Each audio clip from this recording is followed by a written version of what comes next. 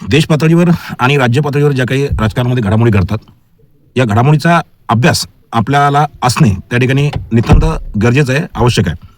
कारण या सगळ्या माहितीवरनं, या आजूबाजूच्या सगळ्या घडामोडीवरनं आपल्याला एक प्रकारची प्रेरणा मिळते की जेणेकरून आपण आपल्या आजूबाजूला असलेला जो परिसर आहे, आपल्या सभोवताली असलेला जो काही आपला परिसर आहे, या सगळ्या गोष्टीमध्ये काहीतरी सुधारणा करण्यासाठी किंवा डेव्हलपमेंट करण्यासाठी, विकास करण्यासाठी, प्रगती करण्यासाठी प्रेरणा मिळावी यासाठी इतर गोष्टीचा अभ्यास त्या ठिकाणी असणं आवश्यक आहे.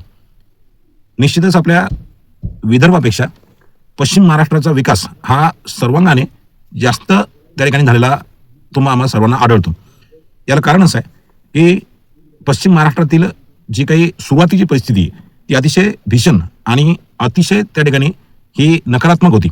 परंतु तिथं असलेलं जे काही नेतृत्व आहे त्या नेतृत्वानं जे काही विजन ठेवलं, जो दृष्टिकोन ठेवला आणि त्या टार्गेटनं त्यांनी जे कामं केलंय त्या कामाचा परिपाक म्हणून आज पश्चिम महाराष्ट्र हा संपूर्ण महाराष्ट्रभरामध्ये मराठवाडा रिजन, कोकण रिजन आणि आपल्या पश्चिम किंवा संपूर्ण विदर्भ रिजनपेक्षा हा कुठंतरी पुढे आहे.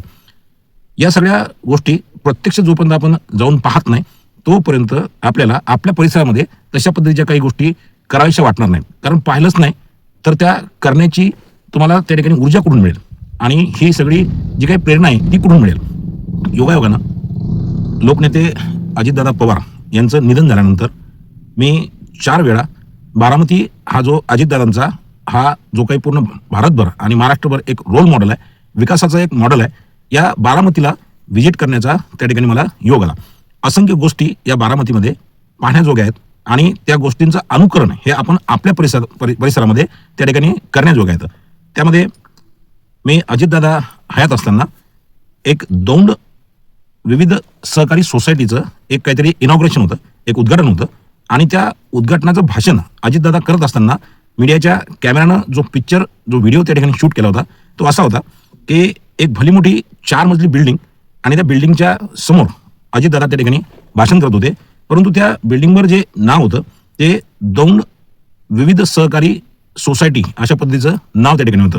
म्हणजे आपल्या विदर्भामध्ये, आपल्या बुलढाणा जिल्ह्यामध्ये आणि आपल्या परिसरामध्ये ज्या काही सहकारी सोसायटी आहेत या सोसायट्यांचे जे काही समजा कार्यालय आहेत किंवा ज्या काही वास्तू आहेत ह्या 1-2 रूमच्या वर किंवा 1-2 खोल्यांच्या वर आपल्याला कधी पाहायला मिळालं नाही. परंतु एका सहकारी सोसायटीची बिल्डिंग ही 4 मजली असू शकते हे पाहून मला त्या ठिकाणी जरा आश्चर्य वाटलं होतं. योगायोगानं बारामतीवरनं येत असताना दुपारी दौंड या शहरामध्ये त्या ठिकाणी आम्हाला थोडंसं थांबायला मिळालं आणि मला ते क्लिक झालं की ही सोसायटी जी आहे दौंडमधली, ज्याच्यासमोर अजितदादांनी भाषण केलं होतं ती आपण पाहावी. आम्ही प्रत्यक्ष त्या दौंड सोसायटीमध्ये ज्यावेळेला गेलो, सोसायटीची बिल्डिंग ही दुपारच्या वेळेला त्या ठिकाणी उघडी होती आणि त्या सोसायटीमध्ये अनेक कर्मचारी, म्हणजे जवळपास 50च्या वर कर्मचारी हे त्या विविध सहकारी सोसायटीच्या कार्यालयामध्ये त्या ठिकाणी आम्हाला दिसले. म्हणजे कुठल्या पंचायत समितीसारख्या किंवा मग कॉटन मार्केटसारख्या खरेदी विक्री आपल्या APMC सारख्या कार्यालयात सुद्धा आपल्याकडे 50 कर्मचारी त्या ठिकाणी दिसत नाहीत. परंतु सोसायटीच्या त्या कार्यालयामध्ये 50 कर्मचारी होते आणि तिथं वेगवेगळ्या पद्धतीचे लोक आपापली कामं घेऊन त्या ठिकाणी आले होते. म्हणजे एखाद्या बँकेसारखं किंवा एखाद्या मोठ्या कोऑपरेटिव्ह एखाद्या कार्यालयासारखं त्या सोसायटीमध्ये कामकाज चालू असताना दौंडमध्ये आम्हाला ते पाहायला मिळालं. मी थोडा आश्चर्यचकित झालो की नेमके काय कामं असू शकतात या सोसायटीच्या माध्यमातून. तर तिथल्या काही लोकांना थोडंसं बोलण्याचा आम्ही प्रयत्न केला आणि काही लोकांनी आम्हाला माहिती सुद्धा दिली की या सोसायटीमार्फत अनेक असे उपक्रम हे त्या दौंडमध्ये चालतात की जे शेतकऱ्यांच्या उपयोगी आहेत, ते तरुणांच्या उपयोगी आहेत. म्हणजे ज्या ठिकाणी काही कमर्शियल जे काही गाळे आहेत की ज्याच्यामध्ये भाडे तत्वावरती गाळे दिले, म्हणजे युवकांना त्या ठिकाणी रोजगार उपलब्ध करून दिला आहे, या सगळ्या गोष्टी ज्या आहेत या विविध कार्यकारी सोसायटीच्या माध्यमातून त्या ठिकाणी केल्या जातात. ही गोष्ट आम्ही त्या ठिकाणी प्रकर्षाने पाहिली. आज आपल्या बुलढाणा जिल्ह्यामध्ये सोसायटीची परिस्थिती अशी आहे की जे अध्यक्ष आहेत किंवा मग जे सदस्य आहेत त्यांना नेमके त्यांचे कार्य काय तर तेच माहिती नाही किंवा या सोसायटीचा उपयोग फक्त आणि फक्त APMC जी कृषी उत्पन्न बाजार समिती आहे त्या बाजार समितीच्या निवडणुकीमध्ये फक्त या लोकांचं मतदान घेण्यापुरतेच हे सदस्य त्या ठिकाणी आहेत. आणि त्याच्यावरही अनेक अध्यक्षांना आपण त्याचे अध्यक्ष आहो की नाही, म्हणजे तो कारभार जो आहे तो वरचे नेते लोकच त्या ठिकाणी करतानाची वस्तुस्थिती आहे. म्हणजे काही लोकांना माहीतच नाही की नेमकं आपण या विविध कार्यकारी सोसायटीचे अध्यक्ष आहोत आणि आपले कार्य काय आहेत किंवा मग आपण काय काय करू शकतो. असो, या सगळ्या गोष्टी ज्या आहेत ह्या प्रत्येकाला त्या ठिकाणी माहिती आहेत, सांगण्याचं त्या ठिकाणी काही औचित्य नाही आहे, प्रत्येकाला या सगळ्या गोष्टी कळतात. परंतु जर विकास करायचा असेल तर आता फार मोठ्या राज्यस्तरावरच्या आणि देश स्तरावरच्या गोष्टी डिस्कस करून किंवा त्यांच्यावर चर्चा करून होणार नाही. आपल्याला जर समजा आपल्या परिसराचा विकास करायचा असेल तर ज्या यंत्रणेच्या माध्यमातून हा विकास होऊ शकतो अशा यंत्रणेकडे आम्हाला सर्वांना लक्ष देणं भाग आहे. आता ग्रामीण भागामध्ये एक विविध कार्यकारी सोसायटी, एक ग्रामपंचायत आणि फार झालं तर एक पंचायत समितीचं जे काही समजा सर्कल आहे, या माध्यमातून त्या ठिकाणी सत्ता येऊ शकते. ग्रामीण भागातला मनुष्य हा काही विधान परिषदेचा आमदार होऊ शकत नाही किंवा तो विधानसभेचा आमदार होऊ शकत नाही, खासदार होऊ शकत नाही किंवा मंत्री होऊ शकत नाही. परंतु एक संकुचित मर्यादित जर समजा त्या माणसानं लक्ष केंद्रित केलं तर आपण ज्या पातळीवर आहोत, आपण ज्या लेवलवर आहोत त्या लेवलवर राहून सुद्धा, त्या पातळीवर राहून सुद्धा आपण आपल्या गावाचा विकास त्या ठिकाणी करू शकतो. आज मी या व्हिडिओच्या माध्यमातून लोणीगवडी या गावामध्ये सलग पुढच्या 6 महिन्यामध्ये होऊ घातलेल्या निवडणुकींच्या अनुषंगाने, म्हणजे निवडणूक एक विविध कार्यकारी सोसायटीची होऊ घातलेली आहे, येत्या 15 दिवसामध्ये ही निवडणूक होणार आहे.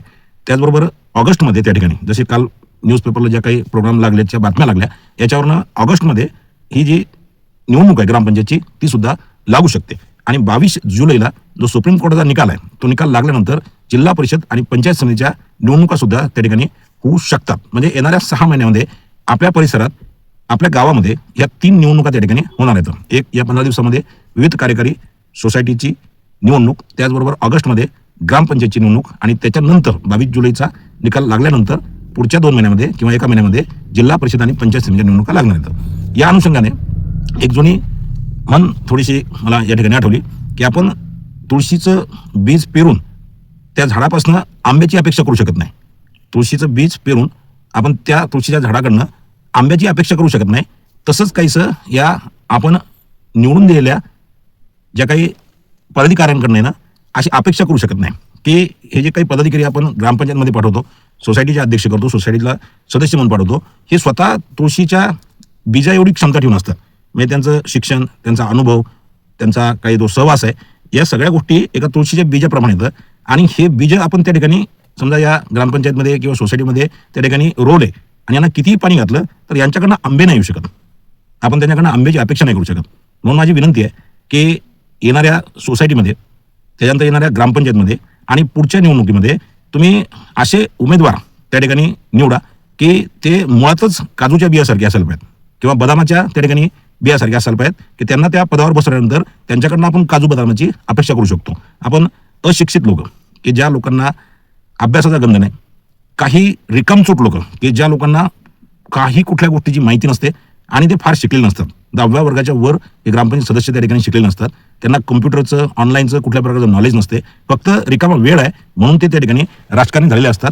शेतात जायचं नाही, कुठल्या प्रकारचा व्यवसाय करून पाहायचा नाही आणि केवळ फक्त रिकामा टाईम आहे म्हणून राजकारण करायचं, असे काही जे नेते आहेत, सो कॉल्ड नेते, अशा नेत्यांना आता या पदांवर बसवण्यापासून आपण प्रतिबंध केला पाहिजे.